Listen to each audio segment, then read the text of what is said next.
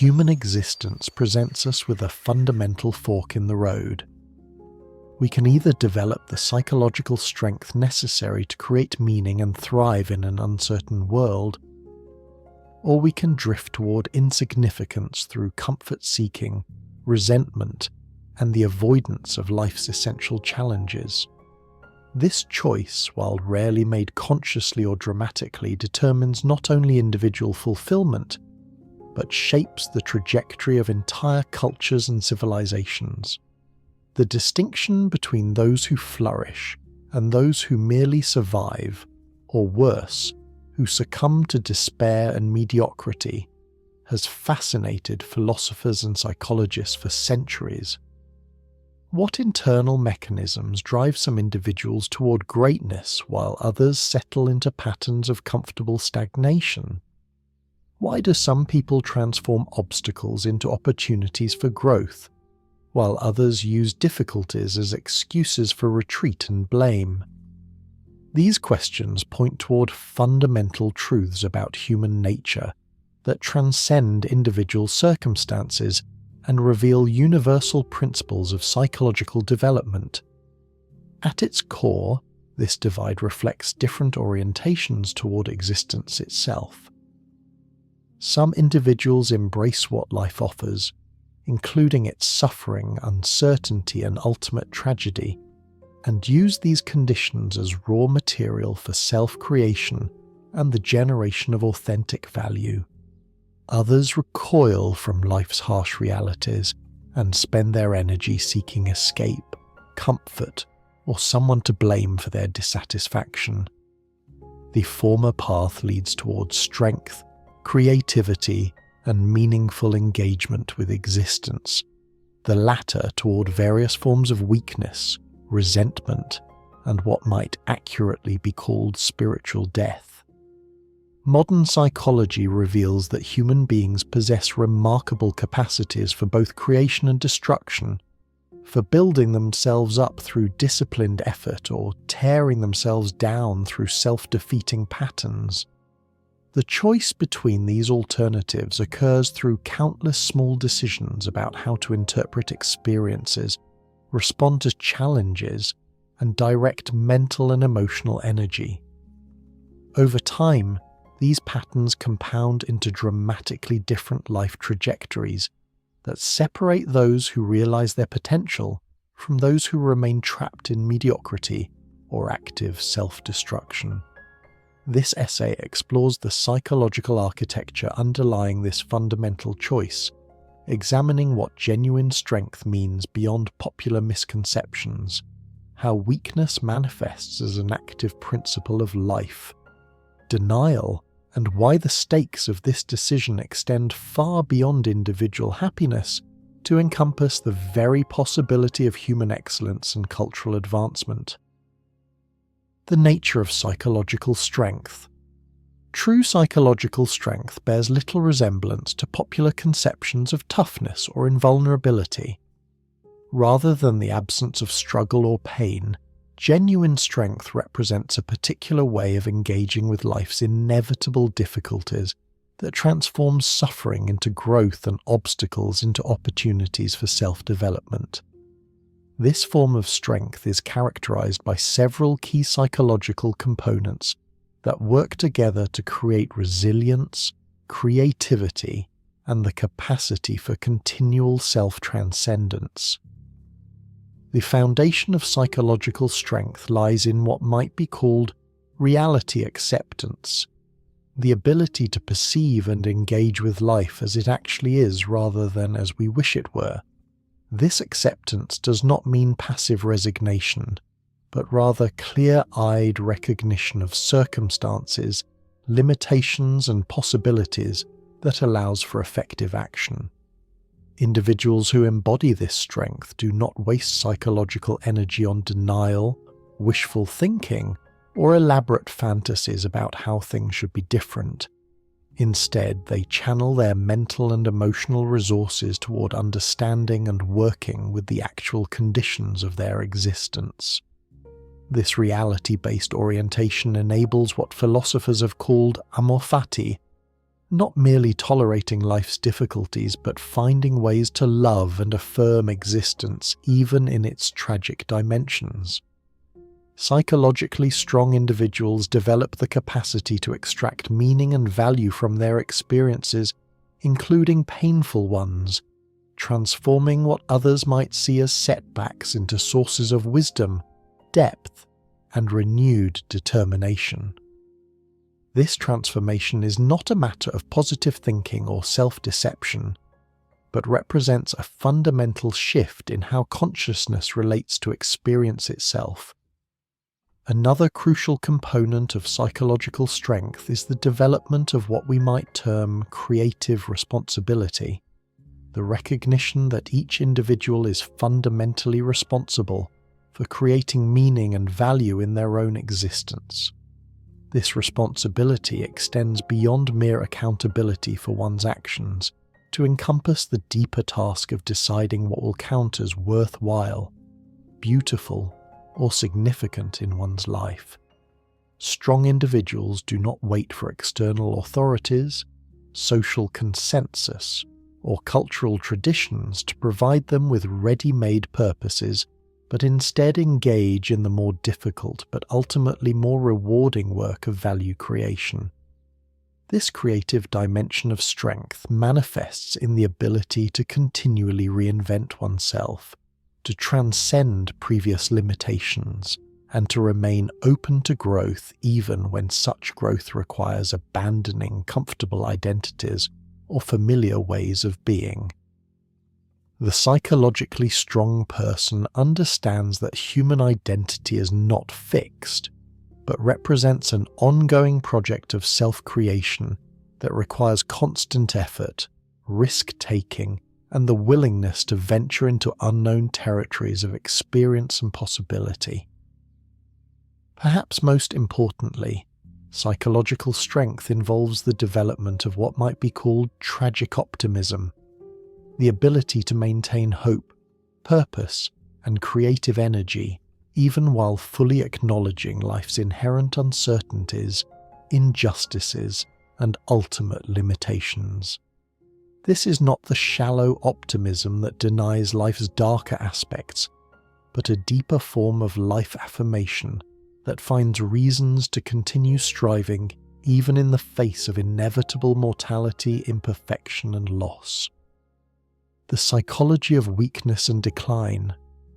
In contrast to the creative, reality-accepting orientation of psychological strength, weakness manifests as a pattern of life denial, reality avoidance, and what might be termed resentful consciousness.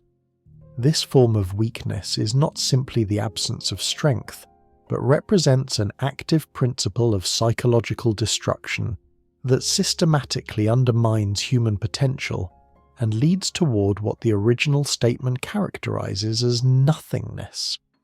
The psychology of weakness begins with an inability or unwillingness to accept the fundamental conditions of human existence, its uncertainty, suffering, inequality, and mortality. Rather than developing the psychological tools necessary to work creatively within these constraints, weak individuals expend enormous amounts of energy attempting to escape, deny, or blame others for these basic features of life. This escapist orientation creates a cascade of psychological problems that progressively separate the individual from reality, meaningful action, and authentic self-development. One of the most destructive manifestations of psychological weakness is what might be called resentment consciousness, a pervasive orientation toward life characterized by blame, victimhood, and the systematic devaluation of excellence, achievement, and strength in others. Individuals trapped in resentment cannot bear to witness others succeeding where they have failed or demonstrating qualities they themselves lack. Rather than using such examples as inspiration for their own development, they instead develop elaborate psychological mechanisms for explaining away others' achievements or finding ways to claim moral superiority despite their practical inadequacy. This resentful orientation leads to what psychologists recognize as learned helplessness, the conviction that one's circumstances are entirely beyond personal control and that effort toward improvement is futile. While some life circumstances are indeed beyond individual control, the psychology of weakness systematically overestimates the power of external forces while underestimating personal agency and responsibility. This creates a self-fulfilling prophecy in which individuals fail to develop their capacities precisely because they believe such development to be impossible or pointless. Another characteristic feature of psychological weakness is the tendency toward what might be termed comfort-seeking, the prioritization of immediate pleasure, security, and ease over the more challenging but ultimately more rewarding path of growth and self-development. This orientation leads individuals to make choices that provide short-term relief from discomfort while systematically undermining their long-term potential and well-being. The psychology of weakness cannot tolerate the temporary discomfort that accompanies all genuine growth, and instead seeks refuge in various forms of distraction, indulgence, or artificial consolation. Perhaps most insidiously, psychological weakness often manifests through the adoption of value systems that celebrate mediocrity, discourage excellence, and provide moral justification for the avoidance of responsibility and effort. These ideologies allow weak individuals to feel virtuous about their weakness, while simultaneously undermining the cultural conditions necessary for human flourishing. The result is not merely personal stagnation, but the spread of weakness throughout social and cultural systems. The ultimate destination of this psychological trajectory is what the original statement characterizes as nothingness. Not literal non-existence, but a form of living death in which individuals gradually lose contact with their own authentic desires, capacities, and possibilities. This nothingness manifests as depression, cynicism, addiction, or simple meaninglessness, states in which life continues but has been drained of vitality, purpose, and creative potential.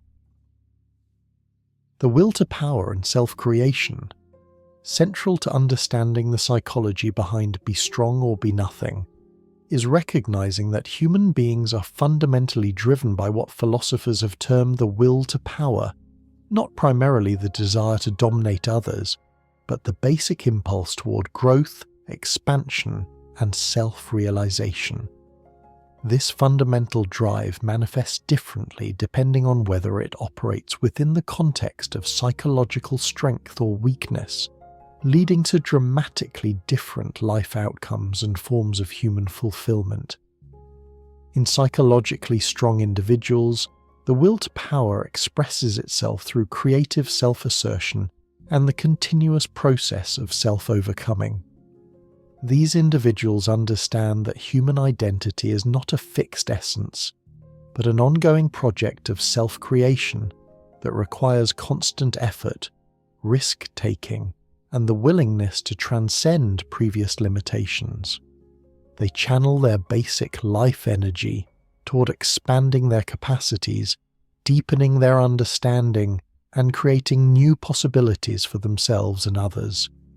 This creative manifestation of the will to power involves what might be called productive conflict, the ability to engage constructively with obstacles, opposition, and internal resistance, rather than avoiding or being overwhelmed by such challenges.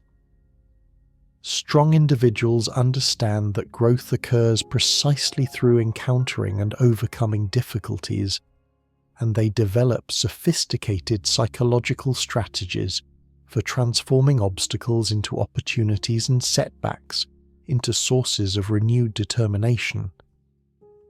The self-creative dimension of strength also involves the development of what philosophers have called intellectual honesty, the courage to examine one's own beliefs, motivations, and assumptions without the protective filters of self-deception or wishful thinking. This honest self-examination is not a form of self-flagellation, but rather represents the necessary foundation for authentic growth and development. Only by clearly seeing what one actually is can one begin the work of becoming what one might be. In contrast, when the will to power operates within the context of psychological weakness, it becomes perverted into destructive forms that ultimately undermine rather than enhance human potential.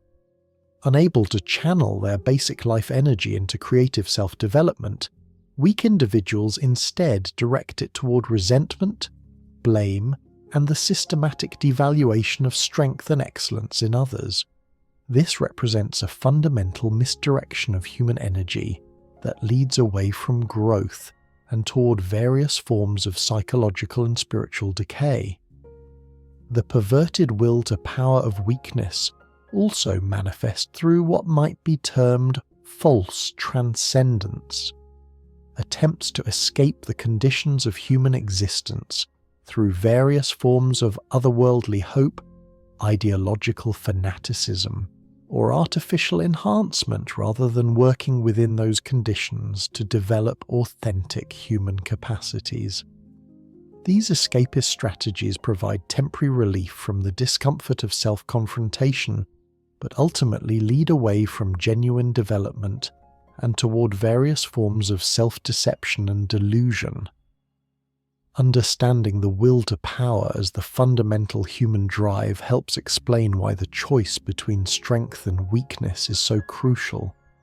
This basic life energy will express itself one way or another, either through creative self-development and the affirmation of life's possibilities, or through destructive patterns that systematically undermine human potential.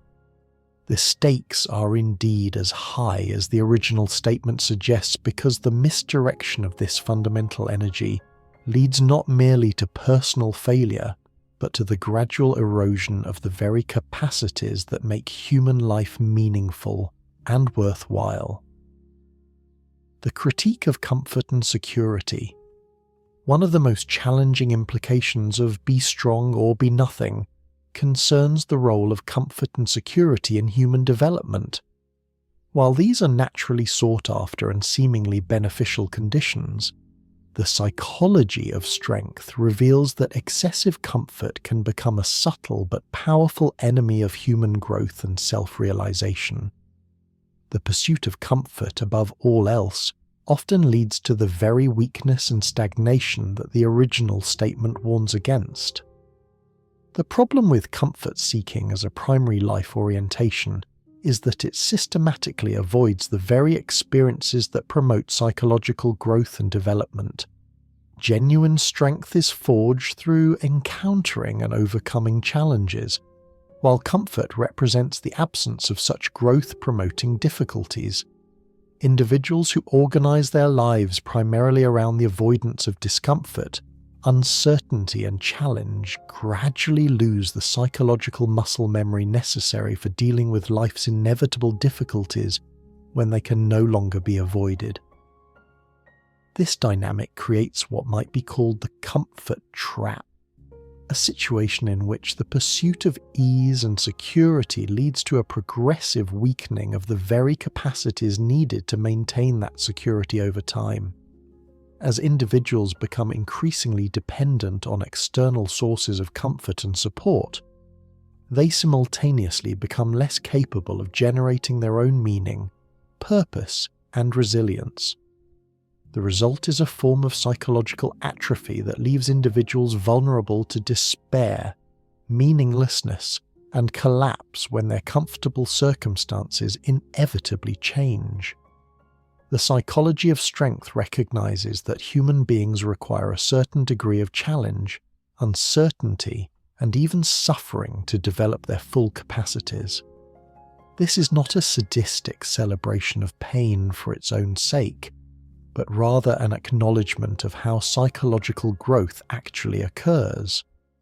just as physical muscles require resistance to develop strength, psychological capacities require the resistance provided by difficult circumstances, complex problems, and demanding goals to reach their potential. Modern consumer culture often promotes the opposite orientation, suggesting that the good life consists primarily in the satisfaction of desires and the elimination of discomfort.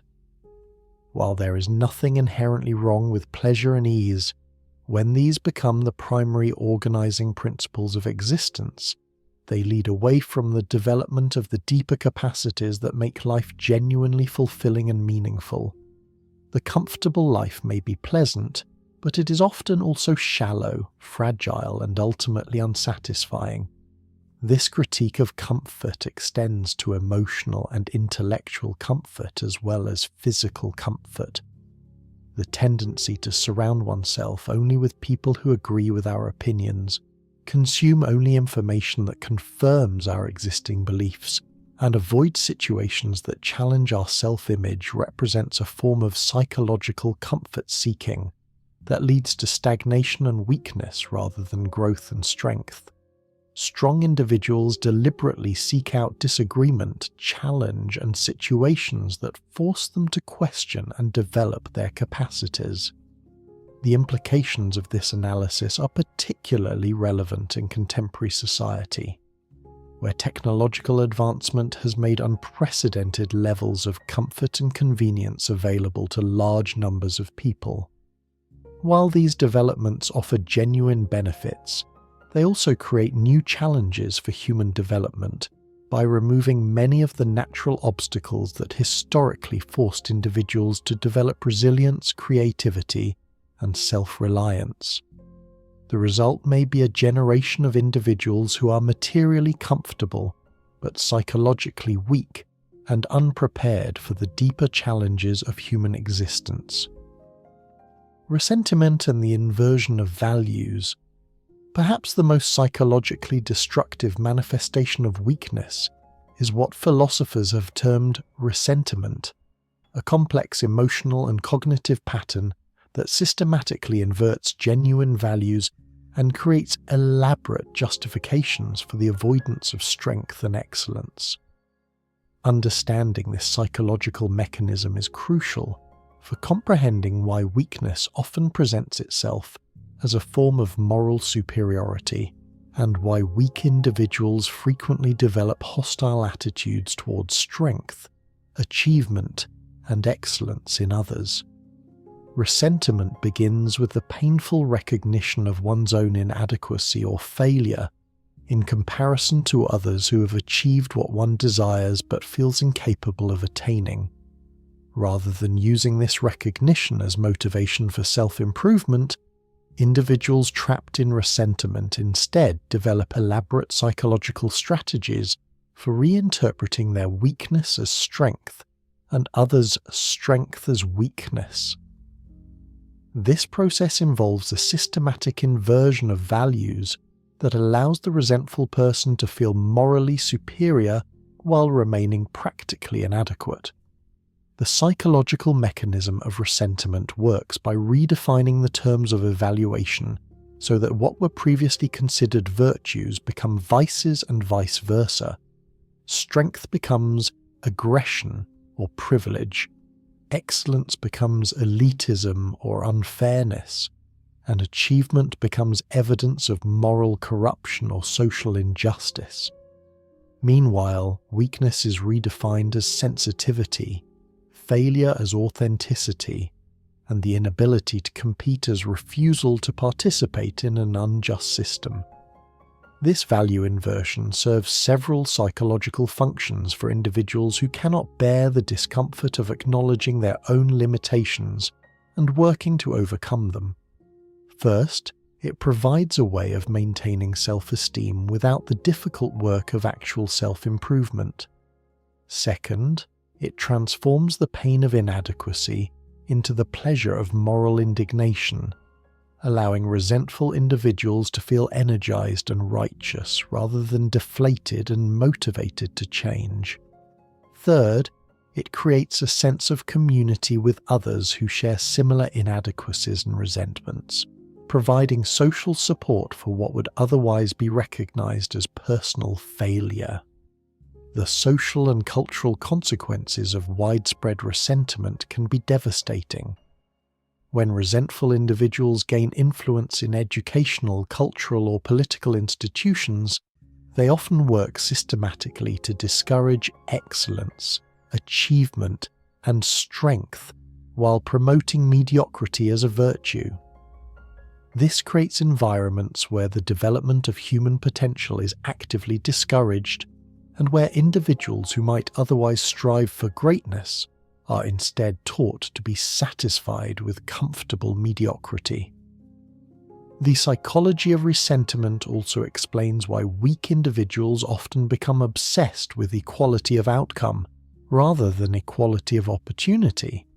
Since they cannot bear the thought that differences in effort, talent, or character might lead to different life outcomes, they instead advocate for systems that artificially minimize such differences. This orientation represents a fundamental hostility to the very conditions under which human excellence can emerge and flourish. Perhaps most insidiously, resentment often presents itself as compassion, justice, or moral concern for the disadvantaged. While genuine compassion and justice are clearly valuable, resentment-based versions of these virtues are primarily motivated by hostility towards strength and excellence, rather than authentic care for those who suffer. This can be detected by examining whether proposed solutions actually help people develop their own capacities or instead create systems of permanent dependence that maintain the conditions for continued resentment. Breaking free from resentment requires the painful acknowledgement that one's moral indignation may be largely motivated by personal inadequacy rather than genuine ethical concern. This recognition opens the possibility for redirecting energy away from the criticism and diminishment of others toward the more difficult but ultimately more rewarding work of self-development and the creation of authentic value. The Übermensch and human potential. The concept of human potential that emerges from the psychology of strength points toward what philosophers have envisioned as the Übermensch, or Overman, not a superhuman being, but rather a human being who has fully realized the potential inherent in human consciousness and creativity. This ideal represents the ultimate expression of the strength orientation and provides a compelling vision of what becomes possible when individuals choose the path of self-overcoming rather than the comfortable mediocrity that leads to nothingness. The Übermensch represents a fundamental shift in human consciousness, from dependence on external authorities and ready-made values toward the creation of meaning and purpose through one's own creative activity. This individual has developed the psychological strength necessary to live without the consolations of traditional religion, ideology, or social consensus, while maintaining a profound sense of purpose and joy in existence. Rather than being diminished by the absence of pre-given meaning, the Overman is liberated to create forms of meaning that are more authentic, beautiful, and life-affirming than anything that could be imposed from outside. This vision of human potential involves several key psychological transformations that distinguish the Overman from both conventional strength and conventional weakness. First, there is the development of what might be called creative solitude, the ability to find fulfillment and purpose through one's own inner resources rather than depending primarily on social approval, external validation, or the company of others. This is not misanthropy or social withdrawal, but rather the development of such rich inner life that one can engage with others from a position of strength and generosity rather than need and dependence. Second, the Übermensch embodies what might be termed tragic wisdom, the ability to fully acknowledge life's suffering, injustice, and ultimate meaninglessness, while simultaneously affirming existence as beautiful and worthwhile. This represents a profound psychological achievement that transcends both naive optimism and pessimistic despair through a more complex form of consciousness that can hold apparent contradictions in creative tension. Third, this ideal involves the development of what philosophers have called eternal recurrence, the ability to live in such a way that one would be willing to repeat every moment of one's existence infinitely. This psychological stance represents the ultimate test of life affirmation and requires the transformation of even painful and difficult experiences into sources of meaning and growth. The individual who achieves this orientation has truly overcome the psychology of weakness and resentment. The Übermensch also represents a new form of responsibility that extends beyond personal development to include responsibility for the cultural and spiritual development of humanity itself. Having transcended the need for external validation and ready-made meanings, such individuals become creators of new possibilities for human existence and inspiration for others who might follow similar paths of development. This vision might seem unrealistic or grandiose, but it serves an important psychological function by providing a compelling alternative to the comfortable mediocrity that the original statement warns against. The Übermensch ideal suggests that the stakes of choosing strength over weakness are not merely personal, but involve the very future of human consciousness and creativity. By providing a vision of what human beings might become, it offers motivation for the difficult work of self-overcoming and protection against the seductive alternatives of comfort, resentment, and psychological retreat. It is important to note that the Übermensch is not a finished achievement, but rather represents a direction of development, an ongoing process of self-creation and self-transcendence that has no final endpoint. This processual understanding prevents the ideal from becoming a form of spiritual pride or psychological rigidity, while maintaining its power to inspire and direct human effort toward ever greater forms of excellence and creativity. The social implications of strength and weakness. The psychological dynamics of strength and weakness extend far beyond individual development to shape the character of entire societies and cultures. The proportion of individuals who choose the path of strength versus those who succumb to various forms of weakness determines not only the general quality of life within a society, but also its capacity for innovation, resilience, and long-term survival. Understanding these social implications helps explain why the choice between strength and nothingness may indeed be as crucial as the original statement suggests. Societies dominated by psychologically strong individuals tend to be characterized by innovation, cultural creativity, and the ability to adapt successfully to changing circumstances. Such societies create institutions that encourage excellence, reward achievement, and provide opportunities for individuals to develop their full potential. They tend to be forward-looking rather than nostalgic, optimistic about human possibilities rather than resigned to limitation, and willing to take calculated risks in pursuit of greater achievements. In contrast, societies dominated by psychological weakness tend towards stagnation, cultural decline, and eventual collapse when faced with serious challenges. Such societies create institutions that discourage excellence, promote comfortable mediocrity, and provide elaborate justifications for the avoidance of responsibility and effort. They tend to be nostalgic for imagined golden ages, pessimistic about human potential, and risk-averse to the point of paralysis when action is required.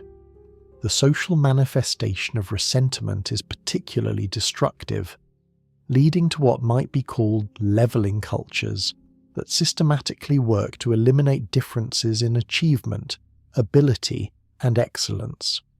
Such cultures often justify themselves through appeals to equality and fairness, but their primary effect is to discourage the development of human potential and create environments where mediocrity becomes the highest acceptable standard. The result is not genuine equality, but rather the equal distribution of mediocrity and missed opportunities. Educational systems provide a particularly clear example of how the psychology of strength versus weakness shapes social institutions. Educational approaches based on the psychology of strength emphasize challenge, high standards, and the development of individual capacities even when this leads to unequal outcomes. They understand that genuine education requires struggle, failure, and the gradual development of competence through sustained effort. Educational approaches influenced by the psychology of weakness, by contrast, prioritize comfort, self-esteem, and equal outcomes over the development of actual capabilities. Such systems often lower standards, eliminate competition, and provide artificial support that prevents students from developing the psychological resources necessary for dealing with real-world challenges. The result is often graduates who are psychologically unprepared for the demands of adult life, and who lack the resilience necessary for meaningful achievement. Economic systems also reflect these psychological orientations. Economies that reward innovation, risk-taking, and excellence tend to produce higher levels of prosperity and technological advancement, though often at the cost of greater inequality and uncertainty. Economies that prioritize security, equality of outcome, and the elimination of risk tend to produce greater short-term stability, but often at the cost of innovation and long-term dynamism. The political implications are equally significant. Political systems based on the psychology of strength tend to emphasize individual responsibility, limited government, and the protection of conditions under which excellence can emerge. Political systems influenced by the psychology of weakness tend to emphasize collective responsibility, extensive government intervention, and the creation of safety nets that may inadvertently discourage self-reliance and personal development. These social dynamics create feedback loops that can lead to either cultural renaissance or cultural decline. Societies that successfully cultivate psychological strength in their members create conditions that attract and develop more strong individuals, leading to spirals of increasing excellence and achievement. Societies that systematically discourage strength and reward weakness create conditions that drive away their most capable members while attracting those who prefer comfort and security over growth and achievement. The pathology of modern comfort. Contemporary technological civilization presents unique challenges for the development of psychological strength, challenges that make the choice between strength and nothingness particularly urgent and difficult. The unprecedented levels of comfort, convenience, and security available in modern developed societies, while offering genuine benefits, also create conditions that can systematically undermine the development of the very capacities that make human life meaningful and fulfilling. The pathology of modern comfort begins with the elimination of many of the natural obstacles and challenges that historically forced individuals to develop resilience, creativity, and self-reliance. While previous generations faced daily challenges that required ingenuity, physical strength, and psychological toughness, many contemporary individuals live in environments where such challenges have been largely eliminated or outsourced to technological systems and institutional structures. This creates what might be called psychological atrophy, the gradual weakening of mental and emotional capacities through disuse, similar to how physical muscles weaken when not regularly exercised.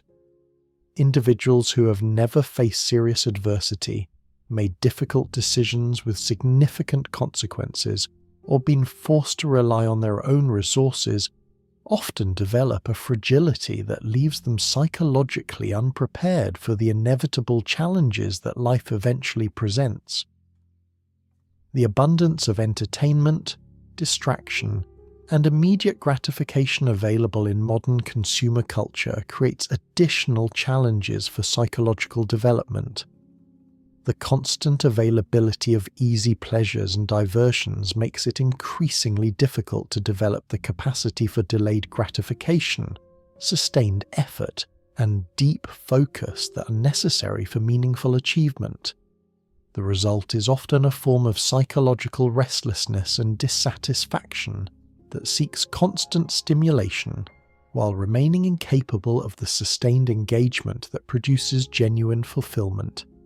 Social media and digital technology present particularly complex challenges by creating artificial forms of social connection and validation that can substitute for but never fully replace the deep relationships and authentic achievements that provide genuine meaning and satisfaction.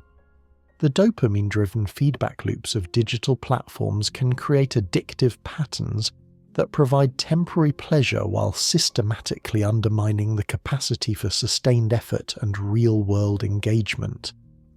The medicalization of normal human suffering represents another aspect of this pathology.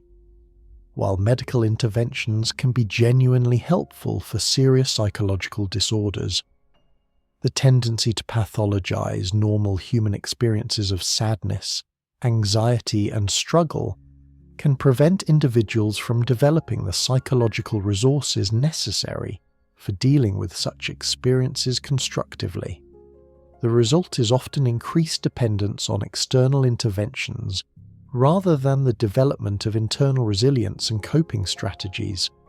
Perhaps most significantly, modern comfort culture often promotes what might be called therapeutic nihilism, the idea that the primary goal of life is the elimination of suffering rather than the creation of meaning and value. This orientation leads individuals to organize their lives around the avoidance of discomfort rather than the pursuit of excellence, growth, and authentic achievement. The result is often lives that are comfortable but empty, safe but meaningless. The political and cultural implications of these developments are far-reaching. Populations that have been systematically weakened by excessive comfort and convenience may lack the psychological resources necessary for maintaining the very institutions and achievements that made such comfort possible in the first place. This creates the possibility of civilizational decline not through external conquest or natural disaster, but through the internal erosion of the character traits necessary for cultural maintenance and development. Breaking free from the pathology of modern comfort requires deliberate effort to seek out challenges, embrace discomfort when it serves growth, and resist the seductive pull of easy pleasures that ultimately lead nowhere. This is not a call for unnecessary asceticism, but rather for the recognition that genuine fulfillment requires the development of capacities that can only emerge through engaging seriously with life's difficulties and possibilities. The creative imperative. At its deepest level, the choice between strength and nothingness represents a choice between creativity and destruction, between the active creation of meaning and value versus the passive consumption of ready-made experiences and interpretations. The psychology of strength is fundamentally a creative psychology that understands human beings as artists of their own existence, responsible for creating beauty, meaning, and purpose through their choices, actions, and ways of being in the world. This creative imperative extends far beyond artistic expression in the conventional sense to encompass all aspects of human existence. The strong individual approaches their career, relationships, personal development, and daily activities as opportunities for creative self-expression and the generation of value that did not previously exist. This creative orientation transforms even mundane activities into opportunities for excellence and self-development. The creative approach to existence requires several key psychological capacities that distinguish it from both conventional success-seeking and comfortable mediocrity. First, it requires the ability to tolerate uncertainty and ambiguity, since genuine creativity always involves venturing into unknown territory where the outcomes cannot be predicted or guaranteed.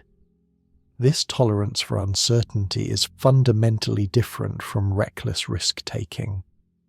It represents instead a willingness to engage with complex situations and difficult problems without the comfort of predetermined solutions. Second, creative strength requires the development of what might be called aesthetic judgment, the ability to distinguish between what is beautiful, meaningful, and worthwhile versus what is merely pleasant, convenient, or socially acceptable. This aesthetic capacity enables individuals to make choices based on deeper values rather than immediate gratification or social conformity, leading to the creation of lives that are not merely successful, but genuinely beautiful and meaningful. The creative imperative also involves the recognition that human beings are not merely passive recipients of experience, but active participants in the creation of reality itself. Through their choices, interpretations, and responses to circumstances, individuals literally create the world in which they live. This recognition brings both tremendous freedom and tremendous responsibility, since it means that the quality of one's existence is largely a matter of one's own creative efforts rather than external circumstances beyond personal control. This creative responsibility extends to the realm of values and meaning. Rather than accepting ready-made value systems provided by tradition, culture, or ideology, the creatively strong individual engages in the more difficult but ultimately more rewarding work of value creation, determining for themselves what will count as worthwhile, beautiful, and meaningful in their existence. This does not mean rejecting all traditional wisdom, but rather engaging with inherited values critically and creatively, adopting what serves authentic development while discarding what leads toward weakness and stagnation. The opposite of this creative orientation is what might be called consumptive existence, a way of living that primarily involves the passive consumption of experiences, entertainment, and meaning created by others. While there is nothing wrong with enjoying the creative works of others, when consumption becomes the primary mode of existence, it leads to a gradual atrophy of one's own creative capacities and an increasing dependence on external sources of stimulation and meaning. The creative imperative also requires the development of what philosophers have called intellectual courage, the willingness to think independently, question conventional wisdom, and follow one's own reasoning even when it leads to unpopular or uncomfortable conclusions. This intellectual courage is necessary for breaking free from the various forms of mental conformity that prevent genuine creativity and self-development. Perhaps most importantly, the creative approach to existence requires the recognition that every moment presents opportunities for creative response and self-expression. Rather than viewing life as something that happens to them, creatively strong individuals understand themselves as active participants in an ongoing creative process, that has no final endpoint, but rather represents a continuous opportunity for growth, development, and the creation of ever greater forms of beauty and meaning. The aristocracy of spirit. The psychology of strength naturally leads to what might be termed an aristocracy of spirit, not a social hierarchy based on birth, wealth, or political power, but a natural hierarchy based on the development of human capacities and the ability to create authentic value in the world. This spiritual aristocracy represents the inevitable result of some individuals choosing the path of strength and self-development, while others settle for comfortable mediocrity or succumb to various forms of weakness and resentment. This aristocratic vision is perhaps the most challenging and potentially controversial aspect of the "be strong or be nothing" philosophy, as it directly contradicts contemporary ideologies that emphasize equality of outcome and the elimination of hierarchical distinctions. However, understanding this aristocratic dimension is crucial for comprehending why the choice between strength and weakness has such far-reaching implications for both individual development and cultural evolution.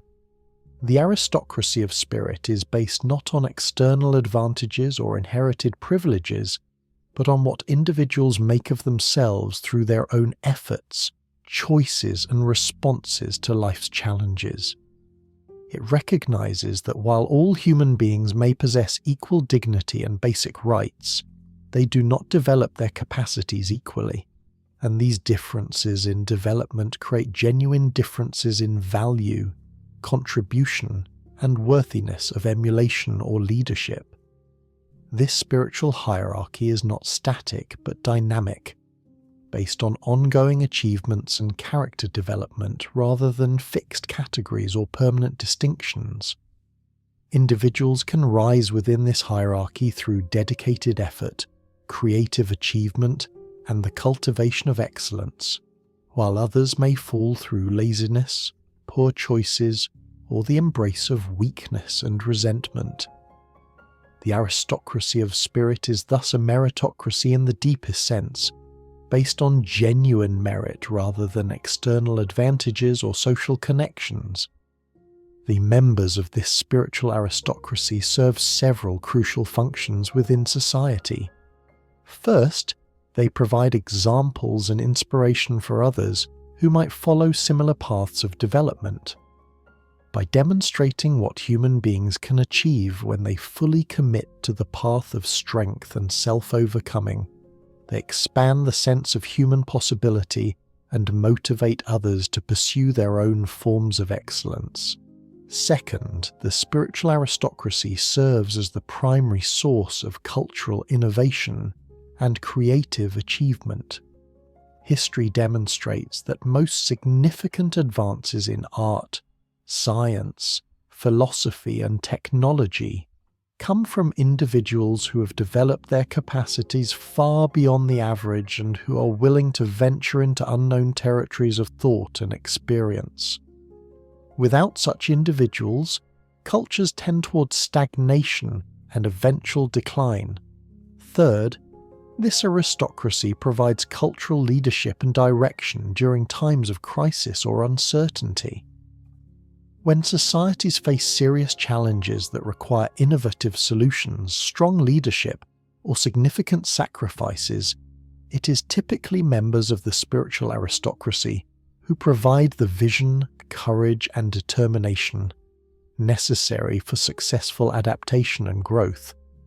The aristocratic vision also serves as a protection against what might be called democratic leveling, the tendency in democratic societies to reduce all distinctions to matters of personal preference and to discourage the recognition of genuine differences in achievement, character, and contribution.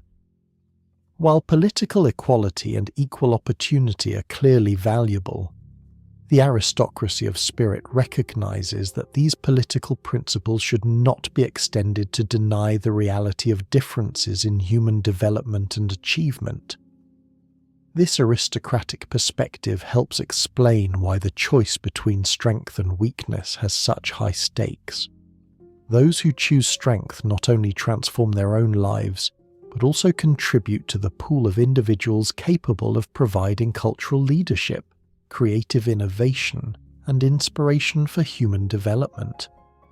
Those who choose weakness not only limit their own potential, but also fail to contribute to the cultural resources necessary for societal flourishing, and may even actively undermine such resources through resentment and the promotion of mediocrity.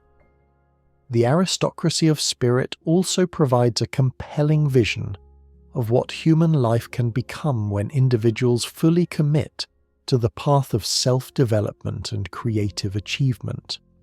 Rather than settling for comfortable mediocrity or being satisfied with conventional success, this vision calls individuals toward forms of excellence that transform not only their own existence, but also contribute to the ongoing evolution of human consciousness and culture.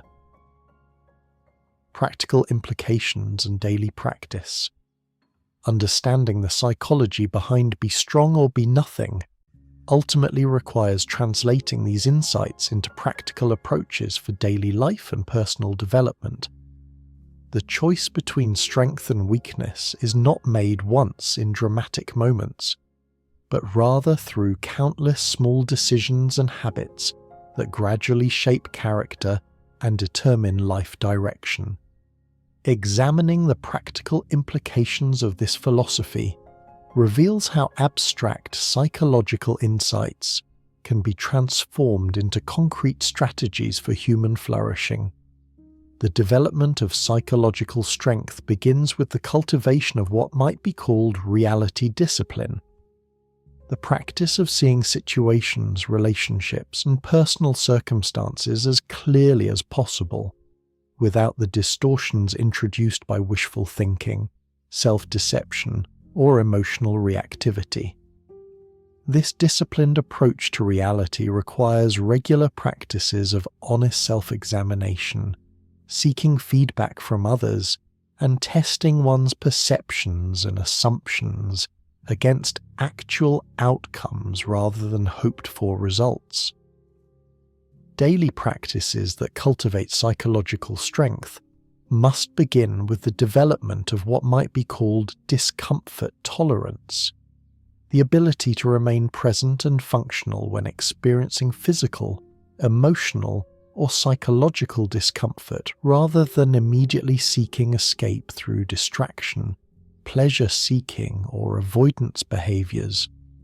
This capacity can be developed through deliberate exposure to manageable forms of difficulty, such as physical exercise that pushes beyond comfort zones, meditation practices that require sustained attention despite mental restlessness, or engaging with challenging intellectual material that demands sustained effort and concentration. The practice of productive failure represents another crucial element in strength development. Rather than avoiding situations where failure is possible, psychologically strong individuals deliberately seek out challenges where failure is likely, understanding that the experience of failing and recovering builds resilience more effectively than consistent success in easy endeavors.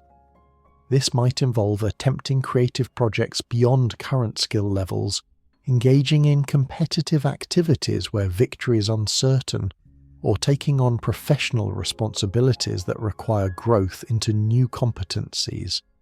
Strength building also requires the cultivation of what philosophers have termed intellectual courage, the willingness to examine one's own beliefs, assumptions, and cherished convictions with the same critical scrutiny applied to others' ideas. This practice involves regularly questioning one's own positions, seeking out intelligent disagreement, and remaining open to changing fundamental beliefs when evidence and reasoning support such changes. The intellectually courageous person understands that clinging to comfortable beliefs simply because they are familiar represents a form of weakness that limits growth and understanding.